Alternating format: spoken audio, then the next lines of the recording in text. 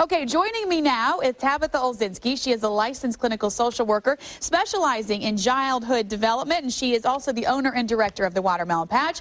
Tabitha is here this morning to answer your questions. Good morning, Tabitha. Good morning, Sarah. We have a couple of questions today, some good questions. Okay. Our first question we want to get to talks about, well, here's what they say. I was wondering, what does it mean when my 5-month-old son keeps putting 2 of his fingers in his mouth and will not suck a pacifier?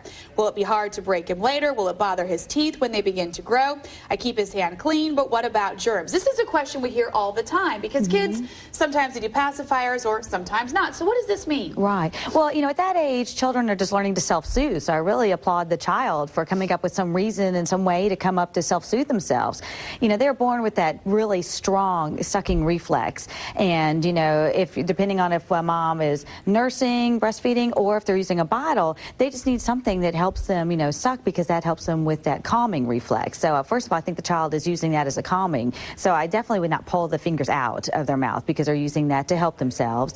I know she asked about their teeth. Usually with the baby teeth, they don't affect them that much. It's more when their permanent teeth come in. And most of them will drop it by that age. So they won't start doing it, keep doing that on and on after that age. If you start to fight with them and try to pull the, you know, the fingers out at this point, they say it's actually harder to get them to drop it later than if you just let them continue on. So I probably would not try to stop him at this point. And with germs, basically what she's doing is just trying to wipe, you know, the fingers off and everything and keep them as clean as possible. And that's hard. With babies, everything goes in their mouth, whether it's their own fingers or toys or whatever. So that's a hard one. Okay, so some good advice right there. Our next question, we have gotten a ton of questions about potty training. That's one of the major events when you're raising children. All right, here's the one question we're going to focus on today. I have a 2-year-old daughter, and she has been potty trained since she was 2, which was in January. My question is, why does she have to go to the bathroom so much? With little kids, things are different, right? Right. And the fact that she's potty training at age 2 is a big thing, because usually a lot of them don't even potty train until they're age 3. So at age 2, she's probably going to have even a smaller bladder and less bladder control than someone at age 3. But most likely, you're going to have to take that child to the bathroom every 15 to 30 minutes until they can develop that control.